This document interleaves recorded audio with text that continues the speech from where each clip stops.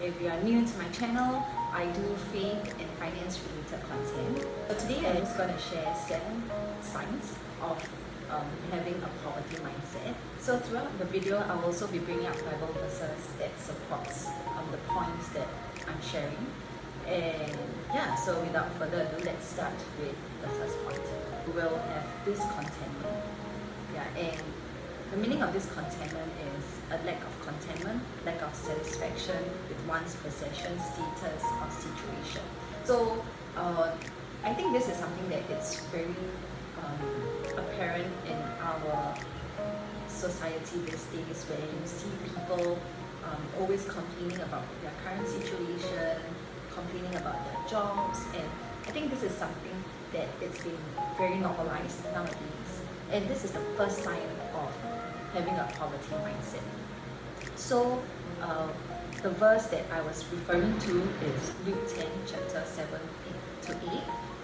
It says, "And remain in the same house, eating and drinking such things as they give, for the laborer is worthy of his wages. Do not go from house to house, whatever city you enter, and they receive you. Eat such things as are set before you." So in this verse, what Jesus was trying to say is that, remain in the same house, eating and drinking such things as they give. And he said that do not go from house to house. So whatever city you enter and they receive you, eat such things as are set before you.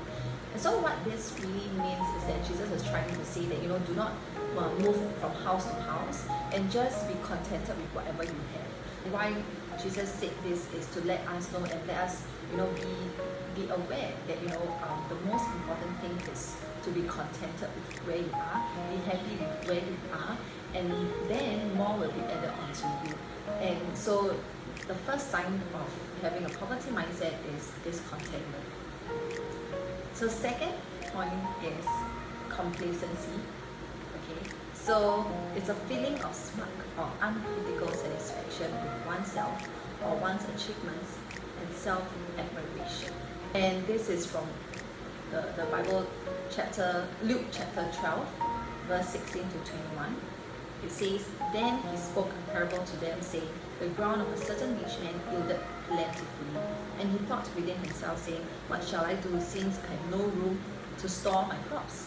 So he said, I will do this. I will pull down my barns and build greater, and there I will store all my crops and my goods. And I will say to you, So you have many goods laid up for many years. Take your ease, eat, drink, and be merry. But God said to him, Fool, this night your soul will be required of you. Then whose will those things be which you have provided? So is he who lays up treasure for himself and is not rich towards God." So in this verse, what it's trying to say is this guy, this rich man, who had actually a lot of crops that he has already harvested. He has a lot of goods, and he has basically material possessions. He has a lot, and he has more than enough. So he himself felt like he has more than enough. So he started to get complacent, and what he wanted to do was just to build a bigger barn just to keep all his goods. And because he thinks that he has a lot, he's decided that, okay, once I build my barn and I start to keep all these things, I store it in, I'll have enough. Okay, so he thinks that he has enough, and then he can just enjoy his life, just eat, drink, and be merry. And that is a sign of complacency. And God tells him, say that, "Fool, because you are complacent with whatever you have, you think you have more than enough, then in this night, you will lose everything." So what is God trying to say here in this verse is that, we should all not just focus on material possessions. Do not get complacent just because you are wealthy, just because you are rich, but more importantly, focus on the people around you, focus on the relationships that you have around you, and do not get complacent. So the third thing is impulsive. Okay, so impulsive, meaning of impulsive is acting or done without forethought, hasty. Okay, so you tend to make decisions very quickly, and you tend to just jump into something without having consideration for it, without analyzing and thinking through. And that's something that I also tend to do a lot in the past, where I always feel like I shouldn't waste time, and I I should just do what I need to do. Right.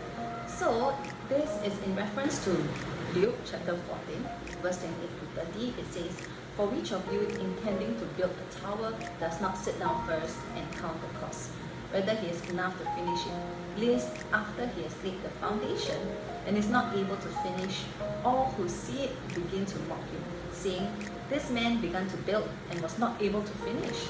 It started to make me realize that it is important to sit down and plan. It's important to sit down and count, like, okay, if I want to do this, is it feasible? Am I able to afford, based on what I have? Yeah, and not just jump into it to do it. Yeah, so I think impulsive buying is something that keeps people poor, because usually when there's impulsive buying, it is also because there's a void inside you that you want to fulfill or that you want to fill. That's why you jump into doing something. And like when you do impulsive buying, usually there's a fear attached to it. Like there's a fear that, what if there is not enough, what if you cannot, get this thing at a good deal, that causes impulsive buying, and impulsive buying will cause you to be poor. So the next time if you feel that you start to you are trying to make a decision very impulsively, just remember this and just sit back and just relax and just think about, okay, why am I rushing to do this? What am I afraid of? Is it because of fear or what? And have a conversation with people that are close to you to see whether, do I really need this or not? Yeah. So the fourth one is comparison. So comparison is a consideration or estimate of the similarities or dissimilarities between two things or people. Okay, so comparison is a very common thing these days, especially with social media. It starts to make it worse because we start to see how people are living their lives, and then because of what we see, we create an image, a belief that we should also have our life like that. We tend to use our friends' life as a benchmark to see whether we are doing well in life. And when that comes in, right, what happens is that there will always be feeling of like you're not good enough, and then when you're successful, you think that, oh, it's just luck. It's not that I'm good, it's just that it's luck. And when you fail, you start to feel that you're incompetent. Yeah, and that is a sign of comparison. And comparison is one thing that will rock your joy. It doesn't make you feel happy at all. It constantly gives you reasons to undermine yourself, to feel that you can be better, and you can't celebrate small wins because of this comparison. And this will lead to poverty. So this is in reference to Luke chapter 15, verse 29 to 31. So he answered and said to his father, "Lo, this many years I've been serving you.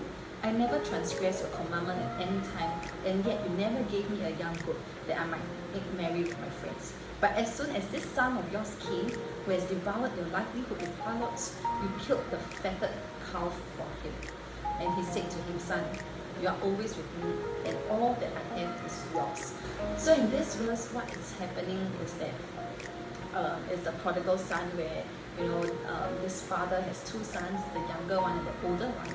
And the younger one, when the father actually split his assets, the younger son decided that okay, he will just go away from the family, and he will start to see what he can do for himself. And in the end, he went away, and then he got into trouble. He spent all his money, and then he decided that he was going to come back to his father. And when he came back to his father, the father restored his position. The father, was very happy that he came back and started to throw a celebration for him.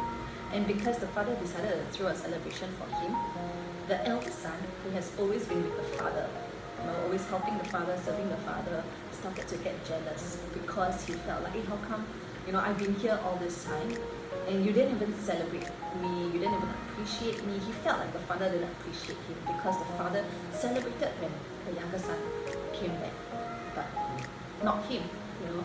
So that was when he was comparing and was very unhappy, you know. And then his father said that, you know, son, you are always with me, and all that I have is yours. And this part is very, very comforting to know that, you know, God has a plan for everybody. God has more than enough for everybody. And, you know, we do not have to compare ourselves with other people, because, yeah, that's just a trap. You know, that's just a trap to get you stuck into poverty. So we have come to the end of this video. Stay tuned next week for part 2.